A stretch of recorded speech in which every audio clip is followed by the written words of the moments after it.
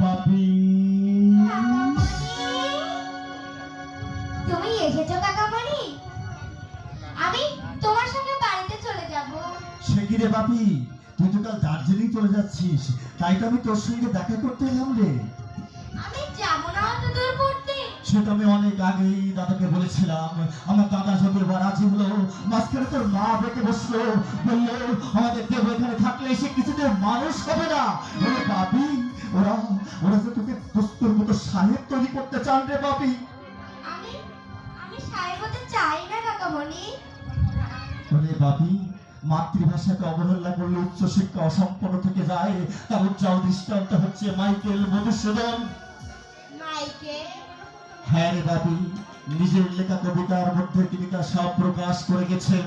Michael লিখিয়াছেন, হে বঙ্গ ভান্ডারে তব বিবিধ রতন, তা সবে অবধানী অবহেলা করি, পরদেশে কুক্ষণে আছাড়ি, পরদেশে কুক্ষণে পরদেশ কাটাই বহুদিন সুখ পরিহরি। এই কি শেষ কাকামণি? হ্যাঁ রে বুঝতে, হ্যাঁ রে, হ্যাঁ।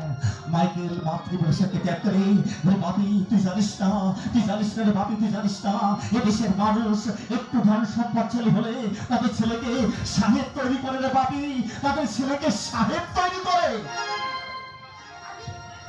বাবিকে ওরে বাপি, মাইকেল ইংরেজি সাহিত্য রচনা করে তিনি এই পৃথিবীতে অমর হতে চেয়েছিলেন, কিন্তু এটা কিছু বুঝতে চান না। মাতৃভাষাকে অবহেলা করলে উচ্চশিক্ষা অসম্পন্ন থেকে যায়। ওরে বাপি, এদেশের মানুষের মন মানসিকতা সম্পূর্ণ অন্যরকম। তারা কি চাই জানিস? তাদের একটু ধন সম্পদশালী হলে, তাদের একটু পয়সা হলে, তারা তাদের ছেলেকে দস্তুর মতো সাহেব তৈরি করে রে বাপি। কাকামণি, আমি সাহেব হব না। বাপি, তুমি তুমি একটু বাইরে অপেক্ষা করো। বাপি, আমি তোমার সঙ্গে বাড়ি চলে যাব। না না, কি? মামনি হ্যাঁ আমাকে কিছুতেই দার্জিলিং পাঠাতে পারবে না। বাপি, আমি যাব না অত দূর পড়তে। বাপি আমার কথা শোন।